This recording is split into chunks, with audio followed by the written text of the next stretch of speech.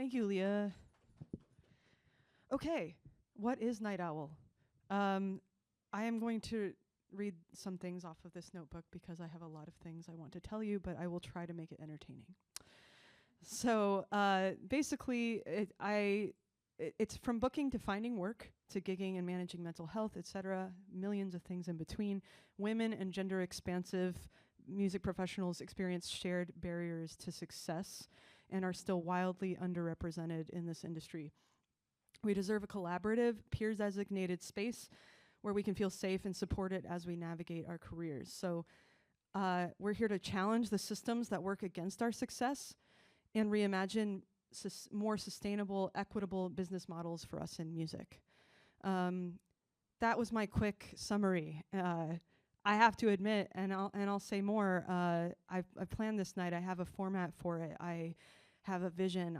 I have a dream of changing the music industry for the better for women and gender expansive people. I admit, I have big dreams all the time, but I also don't have this entire thing planned out. Night Owl can be what we all make of it, and so I just want to admit that, like, I'm not the expert in the room. Just want to make sure I say that. And I talked to Kylene yesterday, and she is not the expert either. We agreed on that, and so what we are people who really care, and we're music advocates, and really curious, and the people who ask why, And if you're in this room, you're somebody who asks why. You're somebody who identifies as women or gender expansive. I want this to be a safe space for that particular community. If that's not something you identify as, I'm not policing anyone here, but I do want this to be a safe space for those people to feel good in the room. So I just wanted to mention that real quick. But we also have, I also want to say, what do I mean by gender expansive people? I think most of you probably already know, but I just want to say what I mean by that. And that is basically trans women, trans men, non-binary people, all welcome here. Individuals and non-binary groups can include genderqueer, agender, gender fluid, other identities. So basically anyone but cis dudes. So just to be honest, I saw this I saw this on actually I saw that as a term on when I was looking up. I'm like, what is the best term for all of this? Because there's so many terms, right? So, and I saw ABCD, anyone but cis dudes. So, yes, and there's a reason for that. It's not just because I'm like down with cis dudes, but it's more like we share the barriers to success. We share the underrepresentation, and so. And in the underrepresentation is pretty abysmal. And so things like that, and not getting the credit for that you deserve for things. There's a lot of things we'll go through, but that's the reason why this particular group is in this room tonight, and I wanted to create a peer designated space. So who I am, though, who am I to do this? I am this is my community, first of all. I've always worked with mostly women and queer people and gender expansive people ever since I came to Portland, which was getting to be 20 years. It's like 18 years ago at this point. I've been in a lot of like cover bands. I was in a band in like 2009 or 10, 11 called the Vulva Underground, and it was all women. And that was really fun, and we would like invite people up to come play. Like we would invite more women to come play with a core band that we were, and we would do one-off tribute nights and do different like Neil Young, Joni Mitchell, Simon and Garfunkel, stuff like that. So that experience changed me because up until then I'd only played with guys in bands, and the very first time I got together playing, like it was a Neil Young song in the room with like 5 women around me, like I had chills. I was like, wow, there's something really different about this that I have not experienced. And this was many years ago at this point, but I still remember that moment. And so I talk about that because I think that just changed my trajectory completely. Was ever since then, I've like, I've done other tribute bands. Right now I'm in Major Tomboys, an all-femme David Bowie tribute band. I say femme, by the way, femme meaning to me inclusive, not just women, but non-binary. My pronouns are she and they, by the way. I do consider myself a woman, but I also see myself as genderqueer in a lot of ways. So I'm kind of like on that part of the map, or, you know, all over the map, or whatever you want to say. So, a little bit more about my past, though. I'm a guitarist, I'm a singer and a songwriter and a band leader. I have a few albums out. And I recently, for the last 2.5 years, up until the end of May, I was working at Music Portland as the director of operations. Music Portland and Music Oregon, it's kind of the same organization at this point. And I joined the Music Policy Council while I was working there. And I'm still on the Music Policy Council. It's an all-volunteer council that influences policy for music in town. So, you know, we're the reason that there's a really music-friendly city council right now. We're a big reason, I should say, because we interviewed elected officials, for instance, to see how they were on music policy, and we posted that on our site, and we shared that with our people, and we said, you guys decide who you want to be in our city council. So that's part of what our work is. It's advocating for ways to make it more viable for musicians to live in this town. So as a music policy member, I am, that really got me deeply thinking about, okay, like how can we dig a little bit deeper? Like I'm already doing some volunteer work for the Music Policy Council for the entire music industry, but how do I work with the more vulnerable parts of the population, and in particular the one I'm the most passionate about, women and gender expansive people. So that's why I'm here today. I have other credentials I could share, but that's the main path that I've gotten to be here. I'm also on the PCC Music and Sonic Arts Advisory Board for the program there, and that's something I've been very passionate about too. I'm also taking the program. So, and really, you know, and I don't know if you all heard recently that it is, they are canceling the program. And so I've been fighting against that, and I think that workforce development is lacking, and I think especially for a huge population at PCC of women and transgender people and non-binary people, like it's really sad that this is like the most accessible program and we're losing it. So that's in the city limits of Portland. So now you're probably seeing, I'm hoping you're getting a picture of why I'm like, we got to do this. We got to get in a room because we're just, you know, let's face it. Through our conversation yesterday, we were prepping for this, Kylene and I, we're talking about how opportunities are dwindling for musicians especially, but for the music industry right now. And we obviously live in a really traumatic climate, political climate too. And I don't want to ignore that here.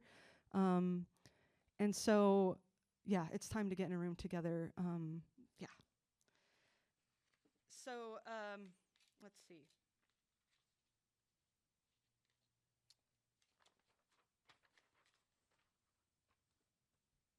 What do I want here? I'm ready for us to connect in an intentional environment and strengthen relationships with one another in person.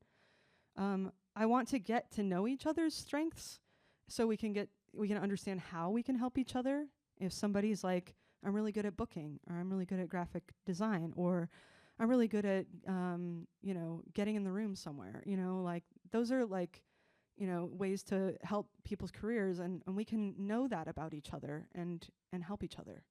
I want to be a network of people that can rely on each other to share information that can help each other survive and thrive in this industry.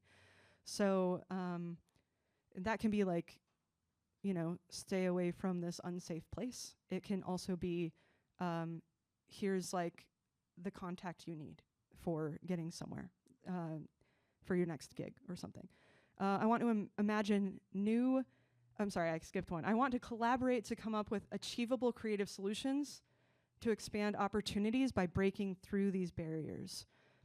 I'm not going to say that we're going to do that. Like, we're not going to change things overnight. I'm okay with small, very bite-sized change.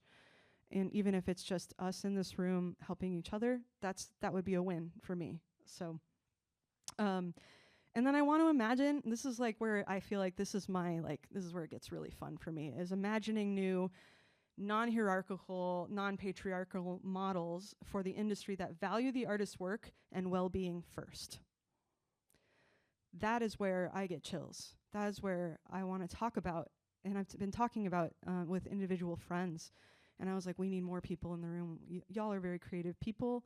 We know, we've thought about this. We think about it every day. We experience how the trauma of this industry, honestly, and I think it's important to start thinking about what this can look like otherwise. And I want this to be a solution-oriented room. So we know what the issues are, and we will talk in depth about them. And I want to be kind to each other and hold that for each other, but I also want to keep our focus on meaningful action towards support of this community. You know, I think it could be as, again, this is something me and Kylene talked about, but this could easily devolve into like, we're just complaining for 3 hours. And that is not what I want here. But I do want to acknowledge that you are safe to bring up anything that you'd like to, anything that you feel safe to bring up in this room. And while I'm thinking about that real quick, the interview today with Kylene is going to be on stage. I'm sorry, of course it's going to be on stage. It's going to be on video and recorded to put on Artichoke's YouTube page. However, once that's over, we are going to turn that off, and the open discussion is not going to be filmed or recorded. So anything that's in this room, please let it stay in this room. And another thing is, I really would like for us to come up with some like general guidelines for this room as well, but I just want to make sure that that one is very loud and clear up front. Please just respect what other people say, respect people's privacy. Thank you. What else? I think I'm almost to the interview here. I know I've been blabbing for a long time. So, yeah. By the way, some of us are women, some of us are gender expansive, some of us are somewhere in between. When you speak about your experience, you don't need to speak about experience that you don't know. If you're a woman and you don't know a lot about how to move through the industry as a gender expansive person, then you don't need to talk about that. Talk about what you know, and that's okay. And vice versa, or whatever. I think, you know, our guests are going to be a range of people in that spectrum. And so I don't expect everyone to understand every little part of each of our experience. Just talk about your experience here. And that's about it. If you already, some of you already saw this survey that I've got a QR code up here. I fixed it because it was doing this weird loopy thing. Sorry. But it's basically a chance for you to talk about what are like the 5 most important issues that you'd like to talk about in this room. You can also fill in another topic we can talk about if you don't see it there. And then also you have an option to include yourself in a Night Owl directory, which would just be for anybody that's in Night Owl. So I believe that's it. I would love to start this interview with Kylene. How about y'all? All right. Kylene King, come on up.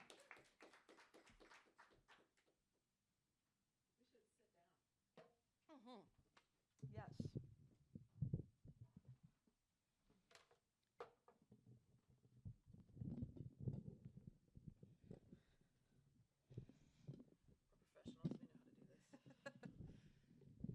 Not in front of a million people.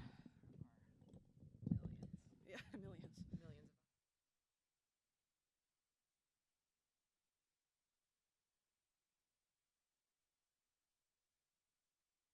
2, 1, 2. Hello? Good? I want this to be shorter. There we go. Everyone hear me okay? Awesome. Yay, Kylene. Okay. Yay. Let's see. Okay.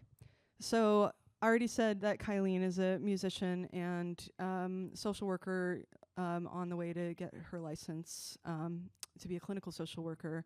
But I want you to talk a little bit more about your background and experience and maybe some highlights of your career so far. Go ahead. Yeah. Sure, like it's just been music up until about 5 years ago. So just started playing the violin when I was 3 years old, and I'm 44. So I've played the violin for a long time and did all the nerdy bands and orchestras and marching bands and choirs and every nerdy music thing you could possibly do growing up, and went to school for music education for a couple of years, dropped out of college, moved to Nashville, did an audio engineering program, and then moved up to Olympia, Washington, 2005.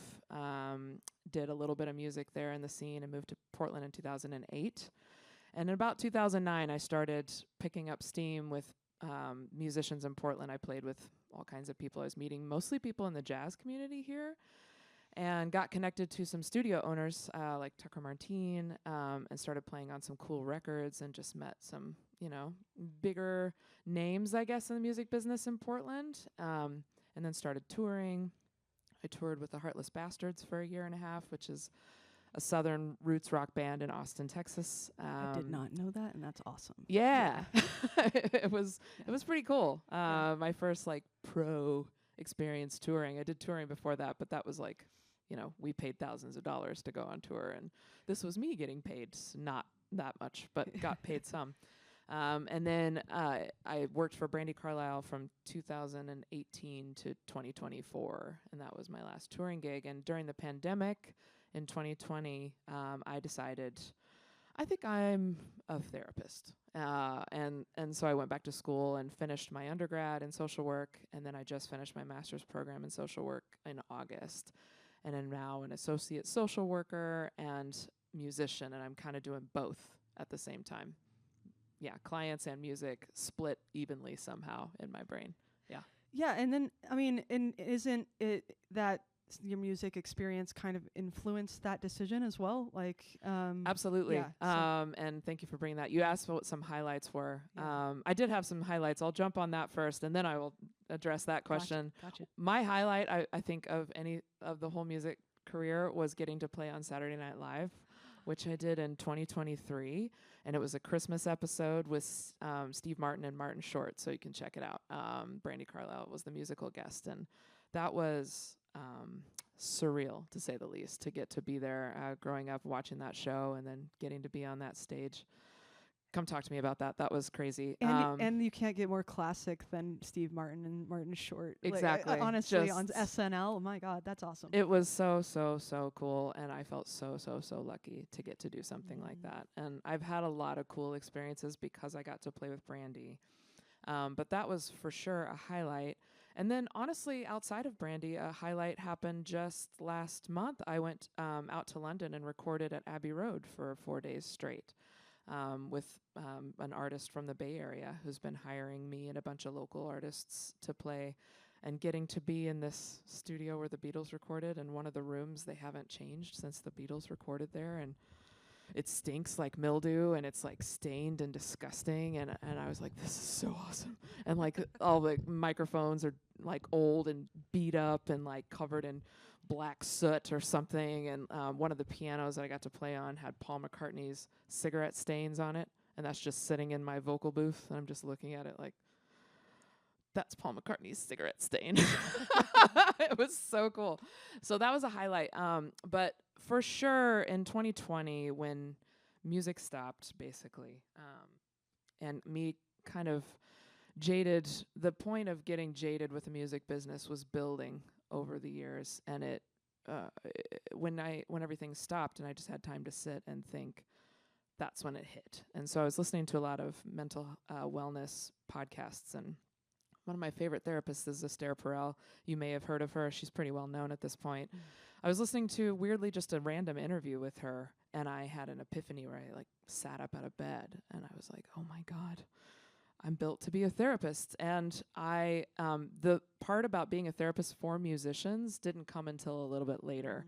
It was a realization of, I think I need to do this. And then as I was in school, I was like, I think I need to do this for musicians, because so much of my experience in touring, in the studio, in just fighting for my value and my worth, and fighting to, pay my bills for the last 15 years, I feel like there's such a need for really tailored mental health services and resource support for musicians and creatives, self-employed creatives in society. So it all came together, you know, in those couple of years right around the beginning of the pandemic. Yeah. That's awesome. And I read a little bit of your paper. I haven't gotten through the whole thing, but Yeah. it was like, so what was that paper for? It was like your term paper? Or Yeah, I was the only person for sure, probably ever anywhere that did a social work program that was like, musicians are a marginalized population, and here's why. And so I wrote a research proposal for something I would really love to do, which is a guaranteed income pilot program for musicians in Portland. And there's a lot of those, if you've heard of them. Like, there are a lot of pilot studies out there on different marginalized populations. Nobody that I've found has done this for musicians. In recent history, I just saw this, and I don't quote me because I haven't looked it up. Ireland, I think, is also implementing a guaranteed income program for musicians right now. But I wanted to try this pilot study because musicians of all creative types, we just don't have work. And what our work is very important. And so stabilizing musicians through a guaranteed income program that at least allows them to pay their rent or something would be so valuable to have as a piece of information in the larger picture of trying to get universal basic income. So I wrote a research paper that was proposing a pilot study for guaranteed income for literally Portland musicians. And I sent it to Renee the other day. and I read a little bit, even though I had like so much to do. I was like, I'm gonna like sit here and eat my dinner and read like 10 minutes of this right now. So you argue a little bit about it being a social justice issue. Yeah. And I think that's so true. And then I start thinking about this room and women and gender expansive people and being more of the vulnerable parts of that as well. So I'm just I'm really fascinated by this paper, and she builds a really strong case for why musicians are a marginalized population. So maybe she'll share it. I don't know. We'll see. I mean, why not? Yeah. There's I mean, nothing I think stopping it's me. yes. So yeah, like so getting to I was going to say something real quick actually. We were going to talk about survival mode. And I don't want to ignore that. I was thinking about that because I was thinking about how the things that are already hard about being a musician can be magnified when you are a woman or a gender expansive person navigating the industry. And so I was thinking about, you know, what that means to me and how that we are stuck in survival mode. So I wanted to talk about that. But then when Kylene and I started talking, we're like, wait a second, let's set the stage instead. Let's talk about a little bit more like why we're here, what, you know, really kind of like get this open this discussion and not just talk about a specific topic today. So, and of course, survival mode is part of this as well. Sure. But, so I want to ask you though, what inspires you to be in this room tonight? And, you know, what are you most interested in talking about? Yeah, I think as a cis woman, and in an obviously cis male dominated industry, I've always been either the only woman or the token woman in whatever room I'm in, audio engineering, in any studio, in any touring environment. I've been in 2 female fronted bands, but it's female front only, like the lead singer is a female, but like most of the players behind the scenes are men.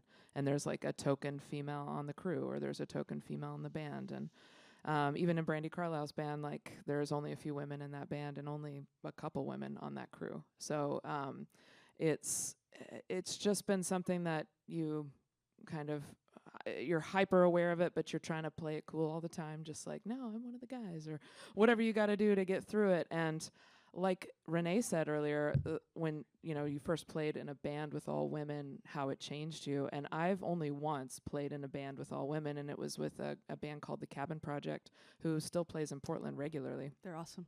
They're awesome. Check them out. And I had the same experience where I was like, gosh, this feels good on just so many levels, and I don't even know what to say about this. And we talked about that as a band and I did this like 13 years ago or something with the Cabin Project. But we talked about it, just how good it feels to be with just women, or just women, non-binary people, to not have men being the dominant force in that room, and feeling like it's so empowering, I think, to be with other women creators who are just like, yeah, we can do this too really well, and we deserve the same stages as everybody else. Feels so good. And so this idea, when Renee approached me with this, I was just like, hell yeah, I will talk about this all day, because as a woman, I do try to talk to other women who are musicians in the industry about being a woman in the industry, but we don't often default to that conversation. It's like something that I kind of drag out of people, you know, like, and I've had some good conversations with women about this experience, but it's rare. And so the opportunity to make it like a forefront issue and just be like, let's talk about this experience, was very exciting to me, and get in the room with other people and hear your thoughts about your experiences within this music business, with your gender identity and what it's been like for you. And yeah, and just focusing on ideas and like support. Like, it's obviously, I'm a therapist. Like, this is so exciting. Good thing Kylene is interesting, because she could talk all night. The next question I have is, what is your experience navigating the music industry as a woman? Like, what are some things, you know, that you feel like have marked your experience as a woman navigating the music industry? I think, well, sadly, like, one of the most noticeable things is playing into patriarchy to keep work. And I did talk to Renee about this, and I won't go into like super details, but there's a noticeable feeling when I'm working in those environments, like I need to play along with those dynamics so that I keep getting called back, and don't make too much trouble for anybody, or I'm not too feminist or too womany or whatever. And so, like, I hate that. And I hate that that's been a part of just like what I've naturally done. I would like to act out against that, but I naturally do that out of survival mode, honestly, because Good job. I have to pay my bills. And I've been relying on music professionally to pay my bills since about 2015. And not now. Now that it's like therapy, it's like a split again. And so I feel like I have more freedom and more choice to choose the gigs I want to do and not do. But it's dependent on my income to play into the system that still dominates music, which is male-dominated and unfortunately, patriarchy. And, you know, they're my age or older, for most of the guys that I'm working with. So we were all raised under patriarchy, me too. And so I've internalized all of those patriarchal concepts, and I watch myself play them out. And I'm like, oh, it's so deeply cringy internally, and also recognizing that I needed to do it in so many instances, and honestly still do. So that's something that shaped me for sure. And also, I think being a woman in a male-dominated industry, I'm just got really good at being adaptable too, not in just a cater to the patriarchy, but like learn how to be cool in every environment, especially when you're paid less and when you're treated with less respect. I found ways to insert my value and like make sure that I am treated as much like an equal as possible. And this is something Renee and I talked about. I was like, you know, weirdly, I equate being reliable as something that I learned to do as an adaptive strategy of just like, I'm professional because when I say I'm going to do something, I'm going to be there, I'm going to be on time, I'm going to be prepared every time, and that gets me calls and calls and calls and calls. So I feel like that adaptability, even if it was a character trait already, I recognize how it made me feel more valued and equated with men in this industry, and made me feel less shitty about like being the only woman or some kind of token woman in a situation. Thank you. And I don't know if this is like a good segue question, but I do something that came up when we were talking was what you wanted to say a little bit more about the job, how you got the job with Brandi Carlile. I think people might be curious about that, but also there's some things you wanted to say about that, I think. Yeah, I really wanted to talk about it because I'd get that question a lot from musicians, and I want to look over here too. I'm recognizing I'm just like looking straight here. Look at everybody. I get that question a lot, and I feel really compelled to talk about it because I like to dispel myths where people don't know how that happens, and it happens exactly like you think. Is just like everything else. It's like who you know, and and your timing and a relationship thing. So when I'm thinking back on how that happened, after the Heartless Bastards, I toured with them for a year and a half, and they broke up. And there were 2 years where I was not touring and I was unemployed, and I was kind of desperately like, oh, I need another touring gig. I really like this. I'm good at it. I want this again. And I was like, how do you do this tactfully, where you're looking for touring work and put it out there without just like literally blasting all of your friends with your business card, or you're like, just what do you do?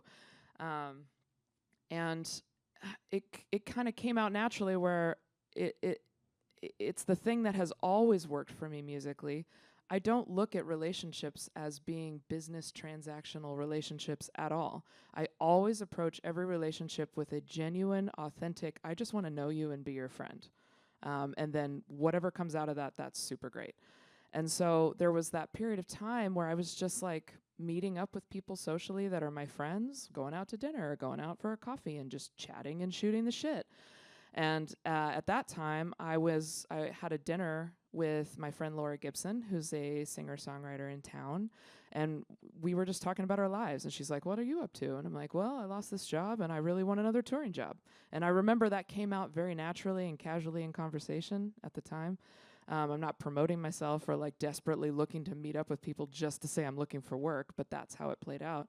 She told her bandmate, Lauren, oh my gosh, I'm forgetting her last name. She plays in the Lumineers now. Lauren played for Brandi Carlile at the time, and she had just gotten the job offer from the Lumineers.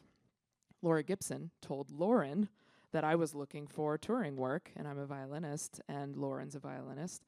And so Lauren, as she was leaving, was like, "Here, Brandi Carlile, here's a recommendation for somebody to replace me when I go work for the Lumineers." And at that time, they weren't looking, they weren't hiring in a different way. They were just like, "Sure, I'll take your recommendation." And so Brandi Carlile's manager reached out to me and said, "You want to work for us?" And I was like, "Yeah."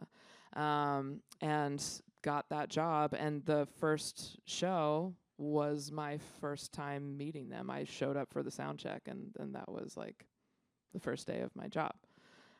So it's timing and who you know, and like kind of your friends knowing what you're at, where you're at, what you're looking for, and your friends wanting to help you. Because when you have authentic, genuine friendships with people, they tend to just want to help you, or they know what you're doing. And that's how that played out. And there's that, and I'm also really privileged, and I've got a lot of privilege going for me.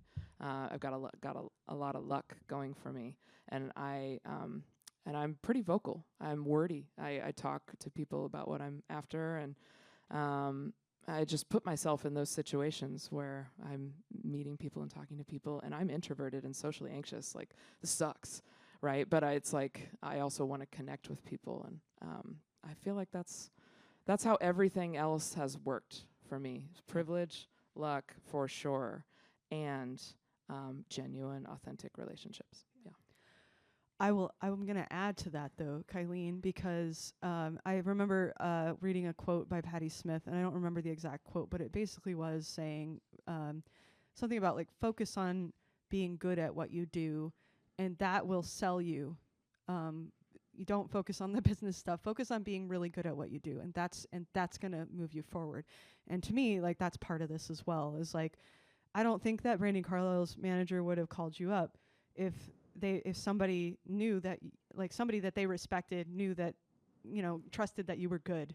Yes. And so I think that your reputation was, was a big part of that as an amazing player. And so I just don't want to forget about and that. And thank you for saying it. Yeah. You've got to be able to do it too, right? Yeah. Like that is not, it's always, I don't mention it, and I need to more. Like, doing the work is the, like, part one. And I feel like we learn that.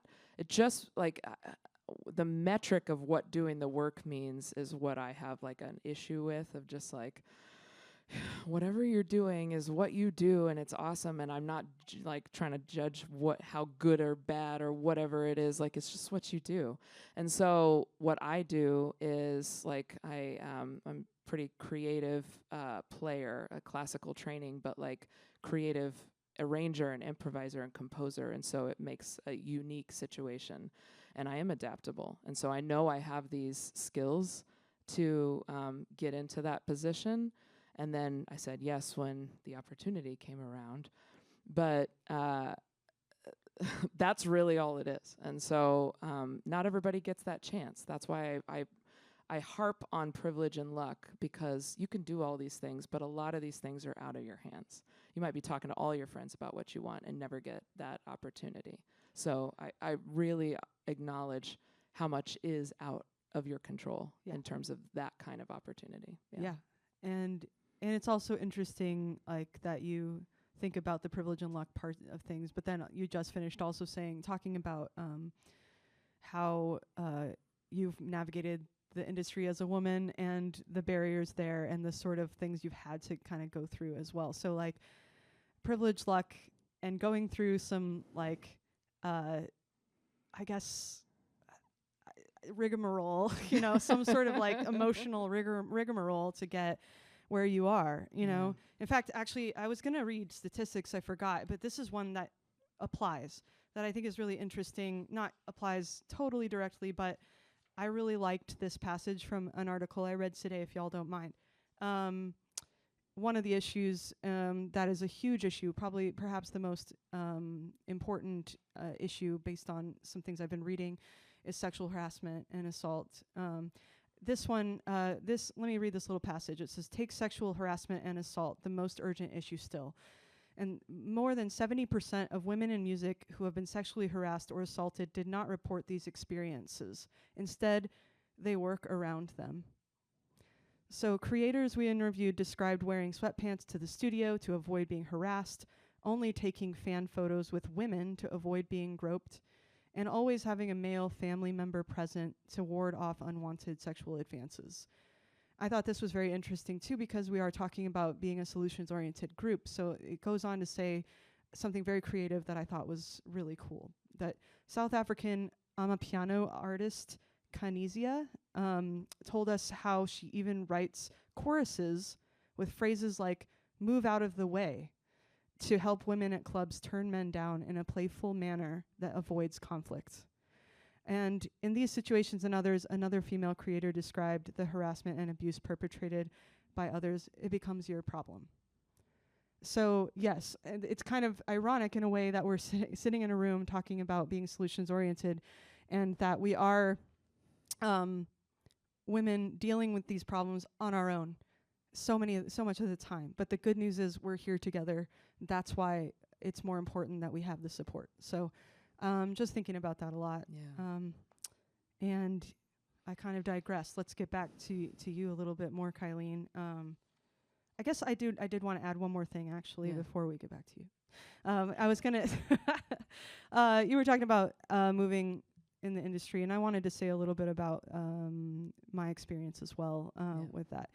As a woman in the industry, there have been like even just little things. I feel like I'm very lucky as far as like I have not experienced any sort of like sexual assault in the industry or anything, but there have been like definitely unwanted advances and things like that. But like what I think has kind of been the biggest thing on my mind is anytime that I have played with men, a lot of those times I haven't felt completely safe to speak up about the things that I needed to say, even when it was my own music, even when it was things that I wanted for my own music. And then I would get run over by another idea by some other guy in the band and be like, oh yeah, that sounds great. I guess we could do that, you know, and I would kind of yield to that. Or I've had a couple of not amazing experiences in the studio with, you know, feeling like I'm not, you know, for some reason being around the male studio producers that I've been around, some of them have been, you know, not as easy to speak up around. I've learned over time that I need to do that, and that it is mine, and that I need to assert that. And so, but just sometimes it's just the presence of a cis male person in the room can affect like my own sort of expression. And there's more I think we can talk about why that is and get really deep, especially with a therapist on the stage here. But But yeah, so I think that, and then I also think about safety a lot, especially as a queer person. Maybe even perhaps more as a queer person, queer woman. I hesitate to book myself in rural communities or even just the coast. You never know what people are people accepting. Is it going to be safe? I have a friend who shared with me, a trans friend that shared with me that they were in a up and coming group that was actually touring nationally. It was getting a lot of traction. And as soon as Trump got elected this last time, they quit the group because they were really afraid to tour nationally. And that's very sad to me. And it's very real. And so those are things I think about for myself and other gender expansive people in particular. So I just wanted to kind of talk a little bit about that because it's the more of the gender expansive side of things, I suppose. So anyway, moving on though. I do want to, we're almost through this. I just want to ask you, and you kind of got into it a little bit already, if I can find my page. You did talk about some things that have helped you be successful in the industry, I think. But if you want to say anything else, is there anything else you want to say about that? Yeah, I just I pointed out the importance to me in reflecting on authentic relationship and reliability. I would put those two above anything else in terms of what might play out as successful, like what has demonstrated time and time again to work. Being flexible and adaptable in especially like a touring situation are pretty critical. Touring is, we talked about this a little bit, touring is hard on every element of your life. It's not designed for humanness. Touring is ridiculous. I don't know if anybody in this room has done any, but every aspect goes against your mental and physical well-being. And so learning how to kind of, nobody's on your side, and this is my experience in touring, nobody's on your side, you're alone. And so figuring out how to care for myself in a touring environment so that I could sustain that career and keep doing it, to resource myself, was something that kind of kept me going. And yeah, I don't know, like I said, like the pandemic kind of came and just went on that career, and I really did shift, you know, like it's difficult to sustain a career in something like music, especially with the music business as it is. It's tough. And at this point, I feel like I only have the luxury to continue doing it because I have some other way to pay my bills. And that's probably a common story for a lot of us, where you have to work other jobs just to be able to do music, which means you're overworked. And this way I'm trying to really balance it so that I can have the luxury to say yes to jobs I want to do while being able to pay the bills and not rely on this music business, so I can shift how I engage with it a little bit. Yeah. But getting in this room and just talking with you all and hearing your thoughts about it, and like, what are ways we can, this is something Renee and I were talking about, what are ways we can like talk about how to sustain ourselves and join with other people and help each other. Portland is great for that. Portland is already such a great community for musicians. Like to me, it's not very competitive. People are pretty generally happy to help each other and refer each other for gigs, and there's still work here. There's still independent venues. You can still like actually do things, like nonprofit venues exist here. That's not the story in most of this country, having been all over it. It's a really special place, and I want to harness it, and I love that you're doing this, because it feels like such an opportunity to harness that power that's already here. Yeah, and I want to say a little bit more about the pandemic shift too. I mean, personally, I feel like, and I think a lot of us had the experience of slowing down during the pandemic and realizing that we were all stuck in a hustle culture, and or so many of us. I can't speak for everybody, but and what does that mean? And when you talk about adaptability to touring, or you know, just that it is a hard business. That is why I'm like, okay, I'm always the kind of person that's like, well, if I can't find where I fit in, I'm going to make something else that I do fit into. And so that is my mindset. And so I definitely shifted as well. I discovered some things about myself. One being, I don't want to hustle. I don't, and I don't think you should have to make a living in music, or at least not more than any average person on any average day. So there's definitely some things that are wrong with the music industry, and especially if we're having barriers and underrepresentation as women and gender expansive people. So yeah, so I'm loving this conversation. I wish we could talk all night. I'm going to wrap it up a little bit here. I want to ask you one other big question, and then we'll be done, right? Okay. So what is it that you would change about the music industry? Like and we talked about this, so I know her answer, but just like, what is it that you think is like, should we be focusing on first? And you did talk a little bit about it, so Yeah. Well, obviously I laugh and you all know why. But if I could just make one change magically happen, it would be that American society values musicians and music, right? Like, we value it in our heads. We love that musicians give us what they do, or artists in general too, give us their work. We don't recognize how important it is unless it's taken away. But we don't put our money where our mouth is as a society, especially not as a capitalist society. So musicians are just so undervalued, and it doesn't seem to matter that they're all struggling, and we don't see that struggle. We don't know about that struggle. And we're still going to do it because we love what we do, right? And people take advantage of that. And so if there were value of artists in society, then I feel like the money could come in some way, like it does in other successful countries that you know about, where they do value their artists and they have different programs that support them through the government or through, you know, grants or whatever. They treat them a little bit differently, or the payment system is different. So if it started with a fundamental valuing of musicians, and we could get our basic needs met because we got paid what we're worth, that would be such a big, important, fundamental shift in my mind. Yeah. awesome. Well, I want to just ask you really quickly, where can we find your music, first of all, and what's your next show? Tell us what's coming up for you, basically. Sure. I weirdly have a solo show here. I played some solo shows years ago. My solo project's called A Cat Named Grandpa, and it's on my SoundCloud page that has all the songs, and then I put it on like the other things with the distro kid. So it's like on Spotify and Apple and all those things. I would like for it to not be on those, but I put them there. I don't know why nobody goes there.